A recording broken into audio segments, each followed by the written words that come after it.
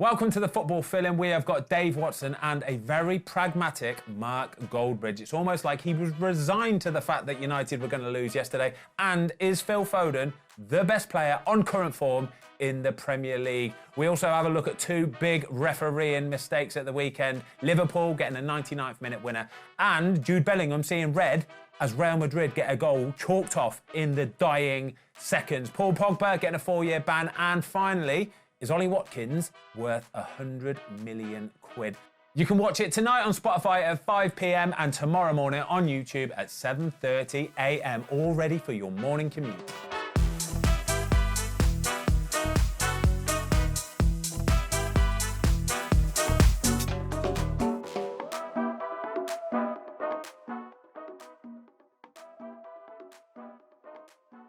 All right then, lads, we have to start with the big game, don't we? The Manchester derby. Before I get your opinions on it, Mark, I was going to text you guys, actually, yesterday before the game and say, lads, will you just send me a quick video kind of prediction, do you know what I mean, of how you think this game is going to go? I didn't. I totally forgot. However, if you would have sent them predictions through, I think you would have pretty much guessed what it was going to go like, right? Yeah, I would have said 2-0. Yeah. I didn't think Man United would score, to be honest. I was going to say 3-1. All right. Yeah. Yeah. Man United. No. I think it actually ended up being what most Man United fans would have accepted from where we are. Yeah. But it's funny that the hope kills you because you score the goal, and then Man United fans are like, because it's that football's never that simple, is it? You predict it, and you go, I'd probably take a 2-0 where we are at the moment. But look, I think. I'm more. The Fulham game was more disappointing because you look at the league table and Villa and Spurs and the race for fourth, and that was a bad loss. I think Man City was a bit of a free hit. But having said that, I think that I'm still frustrated with the fact that we defended well. I think all three goals were preventable, and beyond the Haaland miss, they didn't really create loads of chances. They dominated the ball, but they didn't create loads of chances. Do you know what? This is like a calm Mark today, Watto, isn't it? It's like he's not angry. He's just sort of. He's just disappointed. It's almost like he's accepted it. No, I think at the end of the day, Man City are so much better than Man United, and there's a reality around that. But I look at the game and I think that he set it up the right way, Ten Hag. I know he's got his critics. There's no other way you can set it up. And I thought the front four were crap. I thought they didn't hold the ball up enough to alleviate the pressure on the goalie and the defence. And actually, you know what? I got a lot of stick last night. I still stand by it. This guy's not for changing. I still think the referee made big calls that people might say, well, they're 50-50, but they both led to goals. I felt it was a foul on Rashford. They went and scored. And I thought the keeper is anywhere else on the pitch. Forget red card, it's a foul. All right, let's talk. We'll talk about them in a minute because I disagree with you on this one. But what I'm getting from you, I'm getting a bit of kind of, what's the word, Watto? It's just accepted it. Accepted his fate. You've accepted your fate. You and millions of Manchester United fans, it seems to me, that they're kind of, well, this is just where we are now, so it's to be expected. There's a lot of work to be done, isn't there? There's a lot of work to be done. Should we talk about those big instances you were talking about then? Should we talk in particular, Watto, the Ederson world-class tackle? This world-class tackle on the edge of the box with his foot. It was a thing of beauty, wasn't it? Yeah, look, I think he got it absolutely spot on. Yeah. But I think any other player, or the 10 outfield players... Yeah. Anywhere else on the pitch. Yeah, he's not really... You can't say he's totally in control. Yeah. And I know there's not a rule in place that says the goalie is different, but I think they do deem that kind of tackle slightly different for the goalie. And he got it spot on. He had to get it spot on. He had to get it spot on. I actually thought Garnacho for a minute were favourite. I really did. And I watched his leg and I think, did he just see him coming? Yeah, he shit. Because I did think he could have just nicked it. And if he'd have nicked it... Yeah, he fucking broke his leg. That's why it's a foul. Yeah. I rest my case, Your Honour. It's a good point. I think right now, I've never really thought about that, but I've watched it 50 times, and every time I see it, his legs are wide open. Yeah. He's off the ground, basically. Yeah. He's out of control. Yeah. If you saw a midfielder run and do that tackle, it's a red card. He's gone, isn't it? It's a red card whether he gets the ball or not, isn't it? Because the law is, are you endangering a player and are you out of control? Yes and yes. But I think you make a great point. I think Garnacho, I didn't want to say it, but I think he does pull out of it a little bit. He pulls out and a bit. He probably does pull out of it because he can see He's as a going to get footballer, one. Yeah. if I move that ball, my Edison had already made the decision. Yeah. Edison's already coming, so if he's going to nick it, his leg's going to be he's got to. Look, Edison's got to do it. I'm not saying he shouldn't do it. He's got to do it, but again, it's that grey area of refereeing, isn't it? And I think people need to learn the rules, because I'm not wrong and you're not wrong. You know, it never gets given, but it should get given, because we're trying to take this out of the game. But we're saying, and you're right, it's sort of an unwritten rule, a goalie can do that. Well, the thing is that they're going to be saying that the goalies don't practice them kind of tackles and whatever, but even though the modern goalie plays higher and he plays that sweeper-keeper role, they don't normally tackle. But in that one instance, Edison was spot on his decision-making, the tackle, but the reality is he's out of control. Would you do that? Do you think that's just because Edison's a ball-playing goalkeeper that he's gone with his feet? Because No, a lot of goalkeepers wouldn't be comfortable to tackle like that, would they? In my time, as a goalie, I'm sliding out and going with my hands. But the problem is, I've got scars up both sets of arms where the forward comes straight over the top and does me. Because as soon as I go to ground like that, I've got no protection. Yeah. I think that's where it's changed. I think if you're coming out for that with your hands, I'm looking at the player that I'm coming out against as well. If I see it's Garnacho, honestly, I could go with my hands or my foot. It doesn't really bother me. I know that he's not going to want any of that kind of coming together, does he? He doesn't want it. But I think if it's a big bruiser of a player, I'm going with my feet. Yeah. I'm going with my feet because they will hurt me otherwise. I remember an instance which would probably be exactly the same as that in the same area of the pitch. Arsenal at home to Man United. Ian Wright and Schmeichel. Can you remember it? Yeah, remember. Same thing. Schmeichel comes with his feet and Wright, boom, bang, straight over the top. Boom. Obviously a different time. Yeah. But that would Wright went 2-footed, didn't he? Yeah, he went like that. Yeah, naughty, wasn't it? He wanted to hurt him, but that's the point I'm making. If you come with your hands there, bang, and you really. And listen, we can talk about all these little instances, stuff that might have gone for and might have gone against them, but at the end of the day, the way the game played out, Man City just toyed with United, didn't they? It kind of, for me, it felt like they were just waiting. They were just waiting. Somebody will switch off eventually. They'll get tired and they'll just unpick it and they'll score some goals. And that's the way it went. Yeah, I mean, you said it on the United stand, didn't you? Like, you know, you play that game 100 times and restart it like you do on FIFA. You still get the same outcome. But that's why it's frustrating, because it's like, I don't think Man City don't need help. And it just felt a little bit like, to me, that referee, the Rashford foul, people say it's soft, but the referee had already given 3 of them. And he'd already given 3 of them. It's the unwritten rule that when you get pulled back, you see a lot of attackers who just stop and go, come on, and the referee will go and give a foul, and then they go and score straight from it. The penalty, they score straight from it. So Man City deserved to win it, but it was a bit frustrating because I was just like, and then Amrabat's mistake at the end as well. It's like every goal really kind of was a bit avoidable. I want to talk about the second goal, Watto, from a goalkeeper coach's perspective. Should Onana be saving that? Do you think he should get his hand down quicker? I think at the top level, in a massive game like that, he should do better. Yeah. I think there's a couple of points that lead up to it. I think Man United had accepted the fate and it would have slow death on the edge of the box. Casemiro gets done basically on a 1-2 high. He's tired, his legs have gone. Haaland makes a clever run just to take the second centre-half away, just to buy enough space. Yeah. But in that moment, I think it's really tough to get your hand down sometimes. But the modern way to get your left foot out and get a block, because to chop and get your left hand down is really hard. Yeah. But I thought he was so low in that one-on-one position that he has to come up to chop, and that's then why he gets his fingers. He ain't got... He's not. It's his body position. His body position. He gets so low that when you're in that low position like that, you can't chop your leg out because your studs are so planted into the ground. Whereas if you're up a bit, you're on your toes a bit more and you can kick your leg out much quicker. But it's kind of goalkeeping styles, but they'll teach you to kind of be up a little bit higher, just a little bit higher. I don't think as a goalkeeper, and obviously you two know more than me, Onana, from what I've seen of him this season, his big weakness is low shots. He can't get down. There's a few gone in. Even the third to an extent. That Palmer one at Chelsea. Yeah. I think even the third one, I think it's so obvious that that's Haaland's big tell, isn't it? Is that open up, he runs round it and curls it into that far corner. That's his big tell. And I'm just thinking, you've got to read that a little bit more. But I don't think either way it changes the result. I know overall I thought Onana had a good game, especially first half. There was a lot of crosses coming in, and actually, he made some good saves, really good saves. He took the pressure on the corners and that. I actually thought he played really well. He looked really. You're probably looking at 2 examples. Good save from Rodri as well. Yeah, really good save. You look at 2 examples of the goalies playing with the ball at the feet, and he was relatively calm. You know what I mean, and played. And obviously Edison at the other hand. Yeah.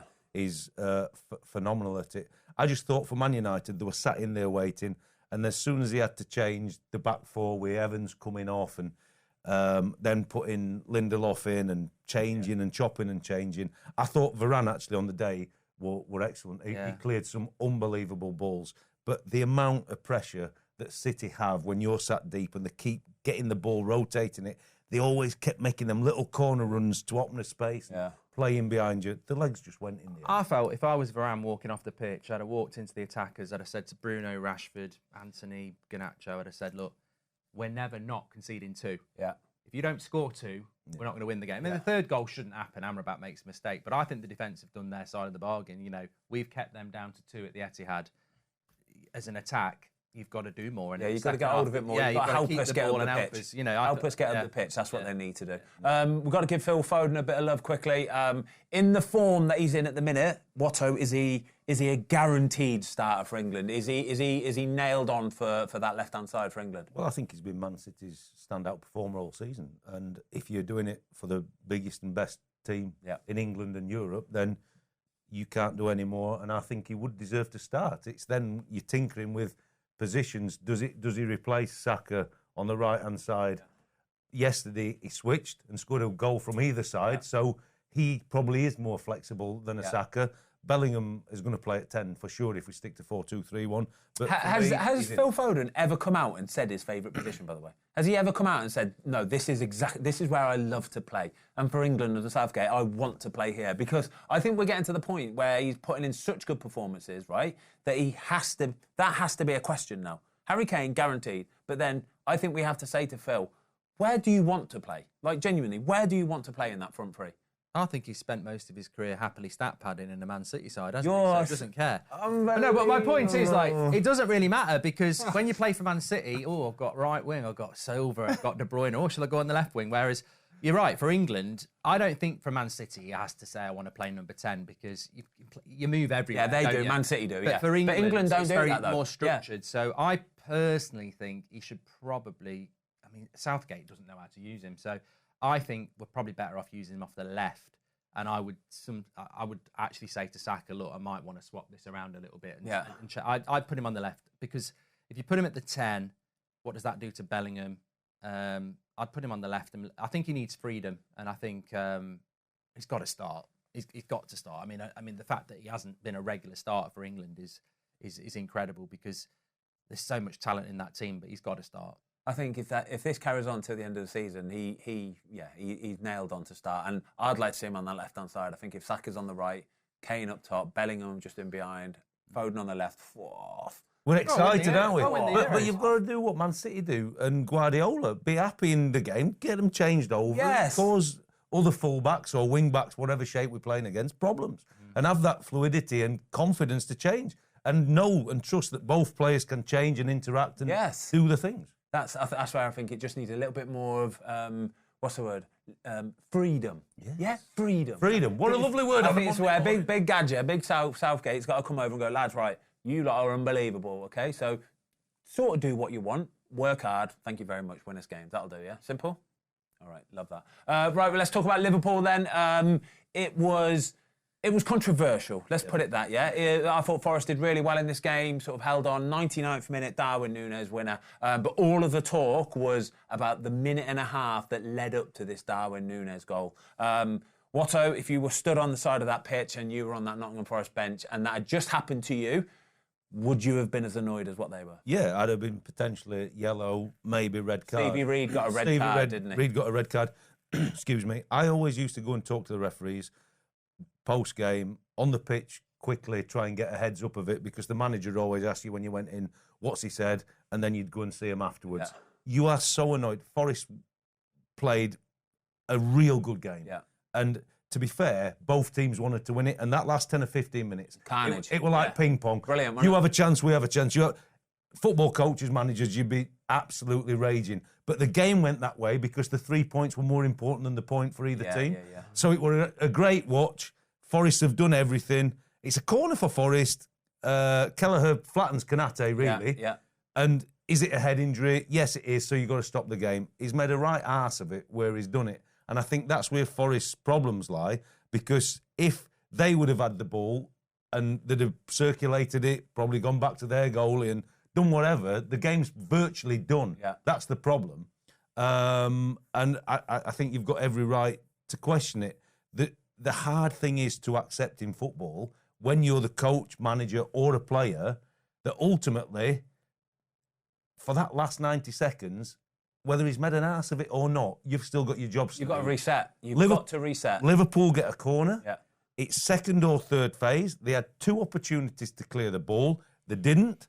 McAllister gets the ball on the edge of the box, and it's an unbelievable cross. But the goal really comes about because Van Dijk's, in that moment, managed to pull right onto the last man. And he's such a threat. The Forest defenders, half a yard behind him, and the middle of the pitch, they've pushed up, thinking they've got Nunez offside. But Van Dijk's such a threat, Nunez is getting played on in the middle. I think the goalie for Forest got to be more proactive, A, on the cross, and B, in the 99th minute, you just cannot watch that ball fly. You've got to go for it. You've got to go for it. Give it everything you've got. I agree with you. Quickly, I want to ask your opinion on it as well. But I think at that point where McAllister is looking into the box and he's about to chip it, you know that he's not going to be able to whip it. You know he's not going to be able to shoot because he hasn't got his body position, not in a good enough position to be able to get that much power on the ball. So the only real viable option he's got is to do a lofty one in there. It's at that point, as a goalie, a real front-footed goalkeeper, you have to start nicking a few inches, a few steps and go on then, if you put it in there, I'm going to come either catch it, I'm going to punch it. Either way, I'm going to come and out my team. And he didn't. He stuttered. He didn't want to take that brave step into that little zone, did he? No, for sure. And I think if he would have done, that's an easy punch for him. I think it the would have lads cleared in the it middle wanted him to come because sure. they'd crept up and got the yards. It were only Van Dijk's positions kept him onside. The lads in the middle had pushed and pushed to give him some working distance. Yeah. But he never adjusted his position from his goal line for the cross. Yeah. So he's sat in a deep position. They've pushed up, hoping that there's a space to be dealt with. And realistically, Darwin Nunez, as he's about to header that, should have been thinking, I'm going to get my head punched off right now. That's what he should have been thinking. It looked like the sort of goal that should have been concede thinking in the that. first couple of minutes because people aren't switched Switched on. on Not in the 99th minute. Yeah, it was almost like I was expecting an offside because I just thought, I can't believe he's had so much space to get that in. Get that free header. And the player who doesn't boot it before McAllister wins it as well. It's crazy. Yeah, but look, I think the refereeing thing's interesting. I didn't know the rule, so I was like, well, what's it all about? And then on the evening, I read. Even the though rule. you don't know the rule, you would have known as a Man United fan, if that had happened to you, that ball should not just be given back to the goalkeeper there. Oh yeah, 100%. And look, whether we know the rule, we can't judge ourselves as the referees. I didn't know that rule. I didn't know that when the ball is blown, if it's outside the box, it goes to a Forest player. Yeah. I didn't know that drop. But this is not. He's not a bloody surgeon. He's a referee in the Premier League. He should know that rule. He should know every single rule. Apparently, he did it in the first half. He did it the other way around to Forest. He gave Forest it in the first half. So, you know, they've got a really good point there. But what I will say is, in complete fairness, because there'll be Arsenal fans and City fans going, rah, rah, rah, it's not the same as having an onside goal not given. Yeah. And also, there's plenty. I mean, Hudson-Odoi's got it, puts a cross in the box, Kelleher gets it, boots it up the pitch. You know, there's still a lot of time to go. So I think that it's a bad decision, but I don't think we should start rewriting history. The fact that Liverpool still could have gone up the other end and scored, especially the way Forest defended in that last few minutes. I want to ask you about Mark Clattenburg's role at Nottingham Forest. This is crazy, by the way. This is unheard of. They've appointed Mark Clattenburg basically as he will oversee any bad refereeing decisions that have gone against Nottingham Forest. So he will be the guy that will be talking to the Premier League, talking to the PGMOL, all that kind of stuff, and then liaising back with Nottingham Forest. But he has basically become Nottingham Forest employee to do this. Well, save the money, give us 50%, and on a Monday morning, we'll tell everybody what's going on. It's because not hard, is it? Refereeing's not that hard. There's a rule book, and you can literally look at it and go, well, they got that wrong because of this, this, and this. There's no grey area in refereeing. No. There is with subjectivity and some of the stupid decisions we see every now and again where they... But that... I don't know what that's all about. I mean, he was sat next to Howard Webb in the FA Cup game between Man United and Forest, and I was like, I don't. But that's the only thing I thought is, have Forest actually done really well here? Thought outside the box, and rather than their assistant, the manager, or whoever's responsibility is to make the call and start getting upset with the Howard Webb, the PGMOL, and all this stuff, and causing angst, is it a little deflector? Actually, they want the referees on side, and they might think Forest might start and get a few more favours. Clattenburg, and actually... gone wrong. It's gone wrong. Because he's sat there with Howard Webb on Wednesday, and then they get this decision on Saturday, which is unbelievable. But I just think they probably thought it might longer term do something. A bit of a long-term thing. We're going to talk about more of the Premier League's action in a minute, and also a bit of Real Madrid in a minute, because they scored a goal that was just disallowed. It was ridiculous. Quickly, Liverpool, are they going to win the Premier League? Dave Watson, yes or no? No. Mark? I think the Man City game's massive, but I tell you what, games like that, if they do win it, that's what it's all about. That's you didn't answer my question. I think the Man City game next week's massive. If they win that, they win the league. Yeah, you still haven't answered my question. Right, What is it going to get? That's why he's a good politician, isn't it? I think Liverpool are going to win the league. Simple as that. I still think Arsenal have got a good chance. I think they're just being left alone. True that. I think Liverpool are going to win the league. I think they've just found a I think Man City might have a chance as well. I think they might have a chance. Yeah, they might have a chance. Right, did you see Real Madrid at the weekend? Did you see this goal that I was just alluding to then a second ago? So, last kick of the game. Literally, we're talking last kick of the game. The ball's out on the wide. The player's about to cross it in, and the referee blows full-time whistle. The ball goes into the box. They header. They score. Disallowed. Game ends as a draw.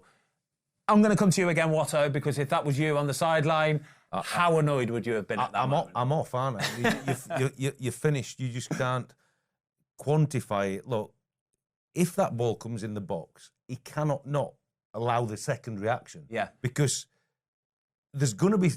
we talk about all the time about not blowing up in time and people getting hurt, getting injured. If you allow the phase of play to happen, rightly or wrongly, depending on the time that's eluded and gone or left or whatever, when that ball comes in the box, you can't blow. No. Because there's going to be a consequence. Yeah, an action. And there's going to be an action. Doesn't it? It's as simple as that. He has to let that phase of play out. He has to let the phase of play come to a conclusion, whatever it will be. If it gets cleared, cool. If it goes in the back of the net, cool. Yeah. But you've got to let it play, haven't you? You can't blow without letting the action that's about to happen.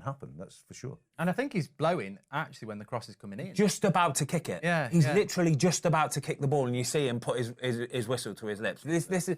I just don't get how... I don't know, maybe pressure. Maybe it's a pressure thing or something. Yeah, but sure. I don't see how you can make that big of a mistake when you're refereeing a Real Madrid. It doesn't matter whose game it is, really. If you can see that he's about to put the ball into the box, just let it play out for another 5 seconds. He's got to blow the whistle 5 seconds before he gets the ball in that position, or let the phase happen. You can't do it when he did it because it's going to cause the moment that it caused.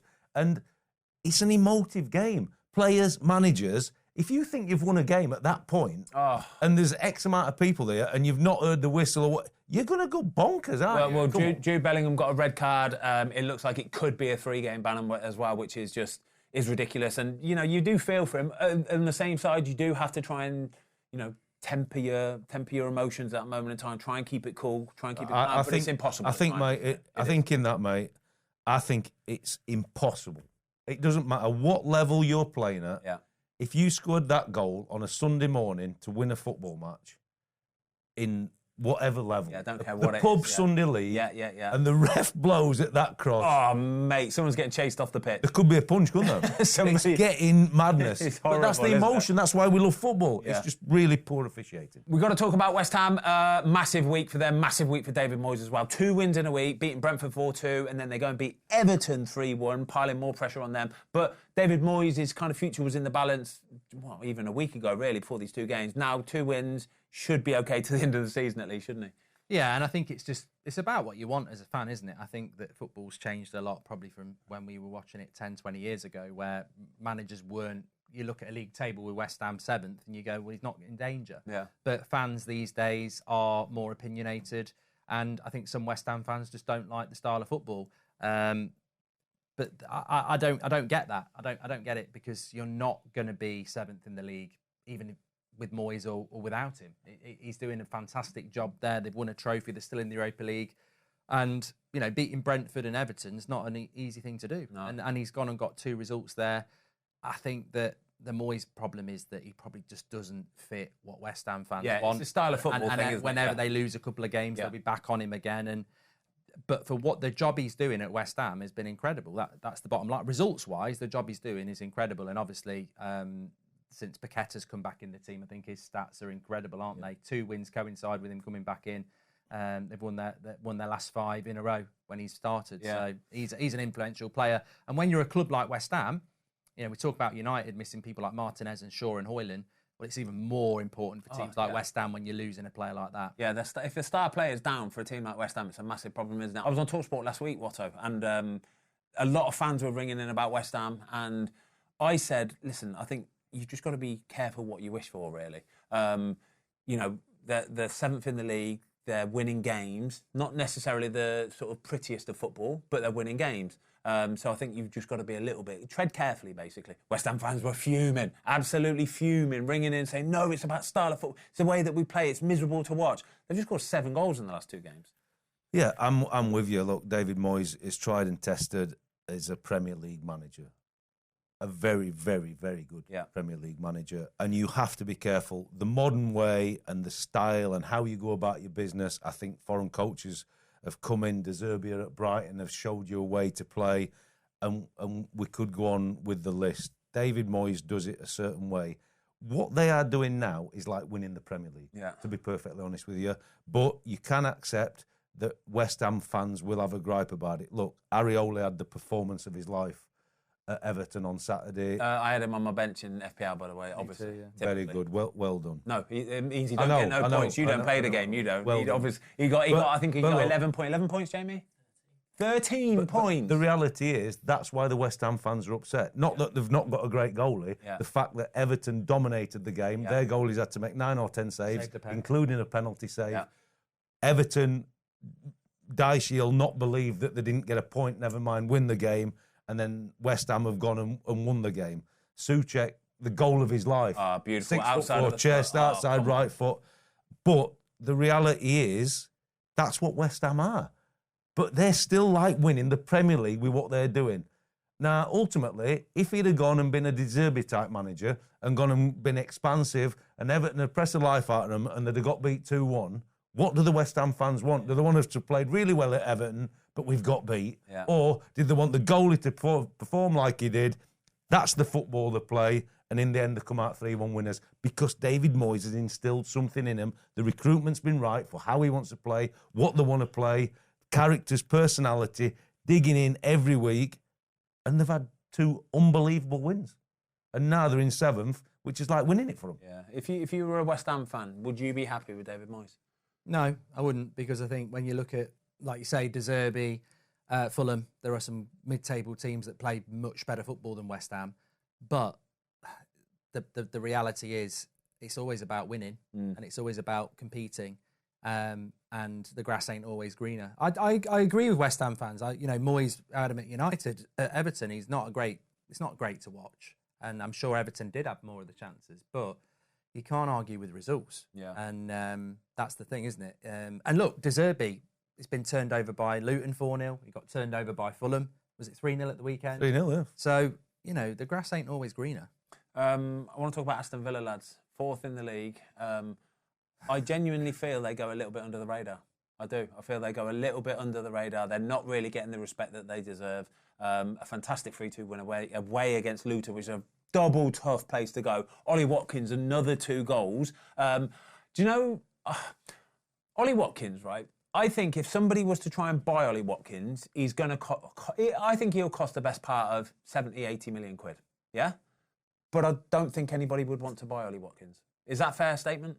Yeah, I mean, more. Do you know what I mean? Grealish for 100, Do you know what I mean? didn't they? Yeah, Villa won't sell him for any less than 100. But you're right, I don't think anyone would pay it. But I think if you put him up front, I've said it 2 months ago, when Arsenal were looking for a striker, I said, you put Ollie Watkins up front for Arsenal, he's going to score you 10 goals between now and the end of the season in the Premier League. That probably wins you the league. Yeah. A player like that is absolutely invaluable, and he probably doesn't get the credit he deserves. I mean, he's in my fantasy Premier League team. He was captain this week, mate. He was captain. Every goal, every game. But we worry for England normally with Harry Kane missing. Yeah. But you put Watkins in the England team, and I've seen him, fortunately enough, live, but you watch the game at the weekend, he would add a different dimension to the England team. The runs, the dynamic of it. And we're obsessed with Harry Kane because Harry Kane is a world-class player. Yeah. But having him behind him as an option and to change the dynamic of a game with the potential firepower that England have got, is he worth 100 million quid? Probably nobody's ever worth 100 million quid. Is he a 60 to 70 million pound player? Yes. Do I think other teams who are chasing that top 4 will be looking at him now? I think they'll want him to do it again and again and again. But this is his 2nd season where he's hitting the ground and doing a fantastic job. And I think the bigger teams will be certainly thinking he would add a different dimension to our game. Yeah, for sure. 16 goals for the season now, only 2 behind Erling Haaland. You know what I mean? It's double impressive. And I just think, I think if he was a Spanish or Brazilian, I think there'll be clubs lining up to buy him. What is he, about 28 as well, isn't he? But also, I think on the Villa thing, I just think when we're talking about manager of the year and stuff, I mean, Emery is just incredible. United beat them, and look, it was Villa probably should have got a draw at least, but they've responded to that. I think they've won their last 3 in a row, and they've not been easy games. I think they went to Fulham and won. Yeah. They've beaten Luton, which is a tough game. And obviously they'd had a couple of losses, hadn't they? They lost in the Cup at Villa Park, and people were like, the Emery train's come off the rails. And it hasn't. That midfield, I mean, they lost the midfielder for an injury, Kamara. Jacob Ramsey's come in. They've got Tielemans. They've got McGinn. They've got Douglas Luiz. They're a fantastic team. I think they'll get. I think they'll finish 4th. I think they'll finish above Spurs. For all you talk about in that game, though, the first 4 goals are all set plays. Yeah. So, like we talk about these set-piece specialists and all that, the game at 2 apiece were 4 set-piece goals. Yeah. And then, to be fair, Luton think they've done the bits, really, and probably think they're going to go on and win it. And then the right back switches off and Digne gets in. It's a fantastic goal, isn't it? Mm. But going back to Watkins, I think most teams would take him. I mean, obviously, Villa are in the top 4 anyway. So Villa now have got the resources that they don't need to sell him. Keeping him and Martinez will be very 2 statements. And if they can keep Luiz in the middle of the field, they've got like the central areas tied down. And I don't think Villa need to sell anymore. Yeah, love that. OK, we're going to talk about Paul Pogba in a minute, just been given a 4-year ban. I want to talk about Chelsea quickly, though, because another disappointing result for them, 2-2 against Brentford. Leaves them 11th in the league. Is this true? Singing for Jose. Things are getting really bad at Chelsea. This is what O's team for this season. I know. Well, it could be worse. They could have been singing for me. These are better off singing for you. These are your dark horses for the season. Yeah. Watto, Pochettino having a tough time at the minute. So much so that in the game on Saturday, Chelsea fans were heard singing, basically, we want Jose Mourinho back. Is that going to happen? Well, it's clueless because there's 3 things about Jose. 1, he don't like youth players, and they're full of youth players. 2, he would want to buy 3 or 4 players that are ready to go, and they haven't got the money for it. Yeah. And 3, he's a busted flush. He's finished. He's finished. He cannot. What are they singing for? What are you singing for? The good times. That's what they're singing for. We want the good They're singing because they want to win a trophy, and yes, they were. How much room is there in the DeLorean? Because they need Michael J. Fox to take them back 10 years. Fucking hell, Jose Mourinho. Look, I love Jose. He's box office, but he ain't coming into the Premier League. He's been there with United and Spurs. He's going to make them get tight, compact. They'll hate it.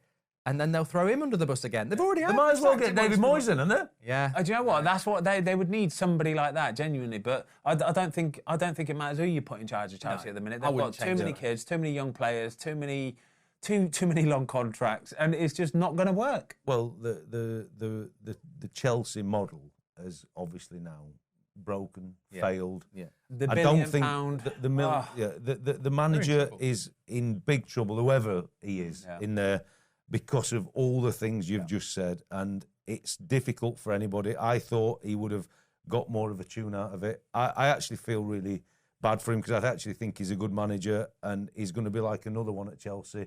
Reputation's going to be tarnished a little bit, but for all the quality that they have and what he had at Tottenham, he's still not won a trophy in England. Yeah, with losing last weekend, and they did everything but win, didn't they? It was a fantastic point for Brentford either way. They could have actually nicked it at the end. Reguilon, I think. What a goal, the bicycle. Oh, lovely. Whizzer. But I think it's another one. It should be a regular section. I think if you put Ollie Watkins up front for Chelsea, they'd be a lot better. Well, without that. They don't have a striker. Well, Jackson had the chance, didn't he? He gets round Flecken, and the finish is powered up. He's not a natural finisher, though, is he? Ollie Watkins, that's what he thrives on, those half chances. He can sniff them all out. All right, lads, let's talk about Paul Pogba. He's just been handed a 4-year ban from the game of football. This is some sort of a fall from grace, really. I think what we're talking 6-7 years ago, wins the World Cup on the top of his game.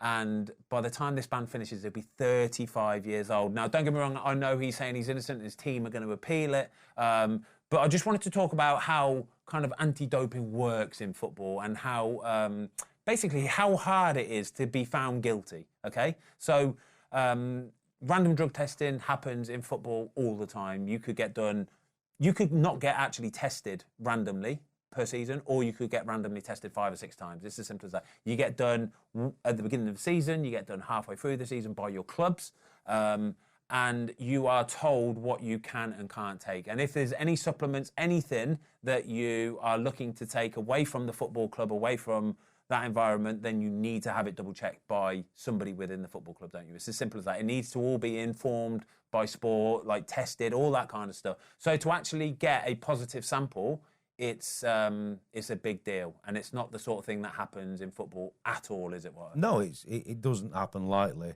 Look, football clubs are really on top of all the players with this, because you can't even miss a drug test. So if you phoned in this morning and you're not coming in, yes, somebody goes upstairs and tells the manager, but the next call is to the drug test to the and saying, anti-doping, he's not here today, so if you're coming to test, he's not here. And then I would have to say my whereabouts, so I have to give them a 2-hour window. So if I called in sick then today, I have to text myself personally this phone number. It's the anti-doping whatever at the FA. I have to text this number and say, Ben Foster, whatever football club, not in training today, will be at my home address, which is this, between the hours of 9 and 11 this morning. And that's your 2-hour window. Once that 11 o'clock passes, you're free to go about your day as whatever you want. But you have to do that, don't you? Yeah, there's a window at any part of the day where they can come, home or away. Yeah. And if you're not there, it's a strike. Yeah, it's a strike, It's happened. Rio Ferdinand had it years ago. If you say where you are, either at the training ground or at your home, and they come at that time when you've said you're going to be in this place, that's a strike, and it's that serious now. So he's in big trouble. Right? This happens all year round as well, by the way. This can happen in the summer. Do you know? So when the season finishes, and say you go away on holiday to, I don't know, Ibiza for 2 weeks, you can feasibly get tested any time there. Somebody can randomly come and knock on your hotel room. And it happens. Yeah, and it happens. It has happened. That's how stringent they're getting on this now. I just think there's so much put in place now from football clubs to make you so aware of what you can and can't take. To be found guilty the first time and then have his B sample tested and that be found guilty as well, there's obviously something in there. It's as simple as that. And I think with Pogba as well, look, fantastic talent, and I think he has done things in the game, like he's won the World Cup, he won titles at Juventus, and he won things at United, but as a talent, I don't think he, for whatever reason, ever really hit the heights that he could have done, because I think he could have gone down as, maybe not as good as a Zidane, but he did have the talent. But I mean, I think a lot of people's reaction to it is that, look, if he's done the crime, he's going to pay the time. But I think he was done anyway. The injuries were like, stacking up. And I was quite surprised when it broke on Friday, because I was like, I'd almost thought he'd retired. The thing is, it's going to be interesting to see what it's actually for, because the thing with football is it's not necessarily, you don't really need to be a drugs cheat, do you, in football? It's not going to give you that much benefit. Because it's such a skill-based game, the drugs they're not going to benefit you so much. Compare that to something like a cycling and like something where there's real power. That's the main part of the sport. It's not going to make you play like Phil Foden, is it? Exactly that. So it's going to be interesting. Hopefully it's something where it's a massive mistake and he can get found not guilty. But we'll all just wait and see. Do you know what the time is, lads? Quiz. Come on! Quiz. I've been on fire lately. I've been on fire. I know you've been on your holidays, you haven't been around, but I've been on fire lately.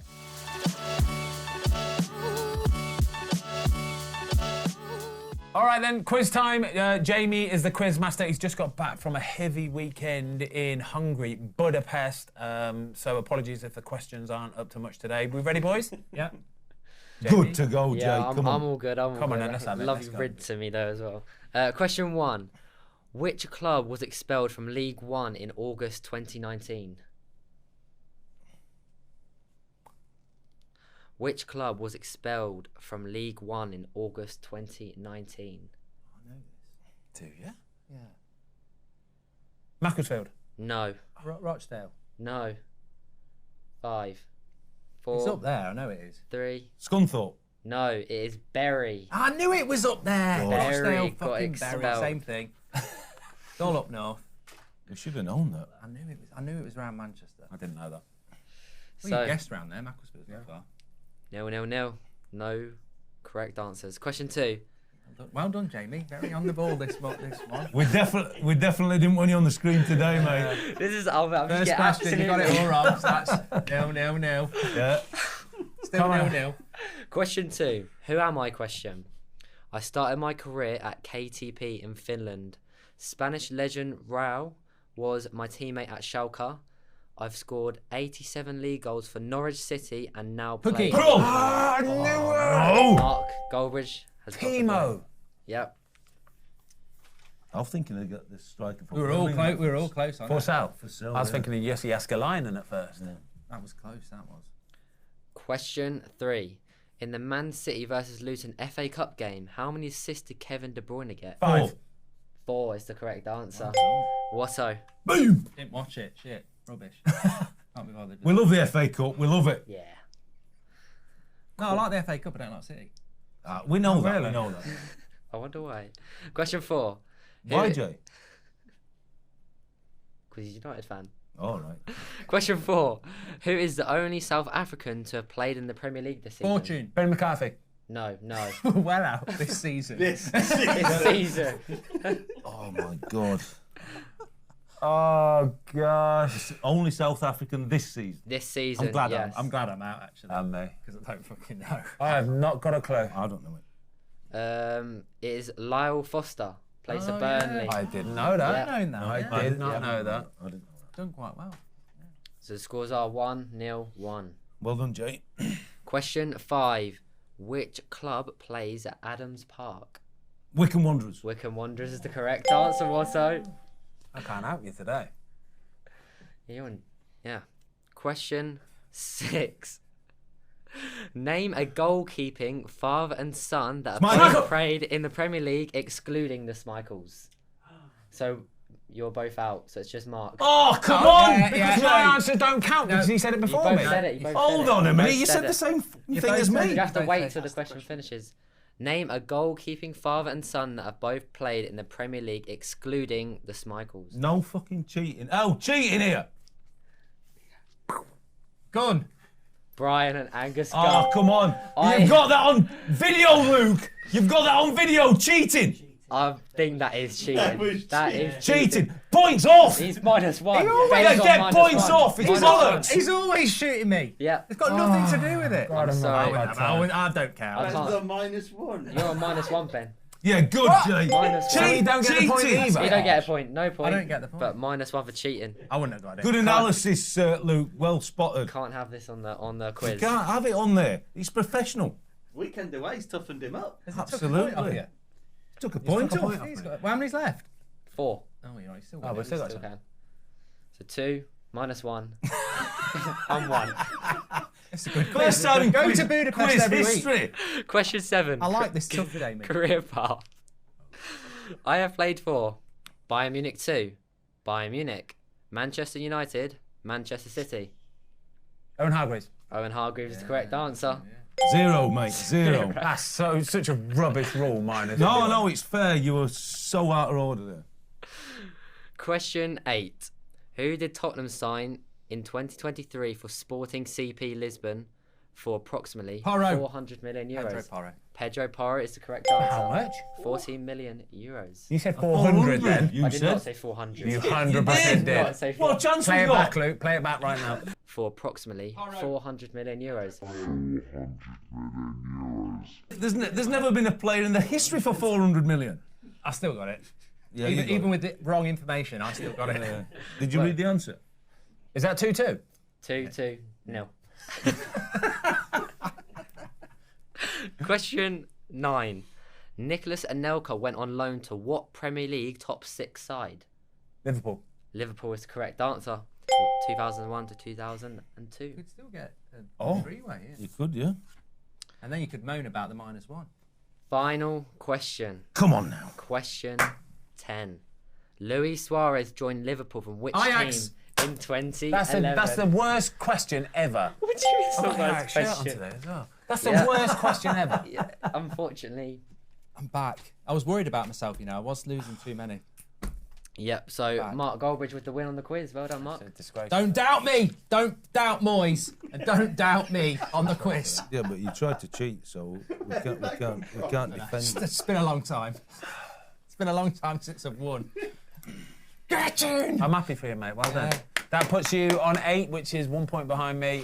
What's her name, mine? I like the addition of the minus points for cheating. I This is don't. good. Yeah, I like absolutely. I was helping you out. it. Smash a like if you like that. I Yeah. like it.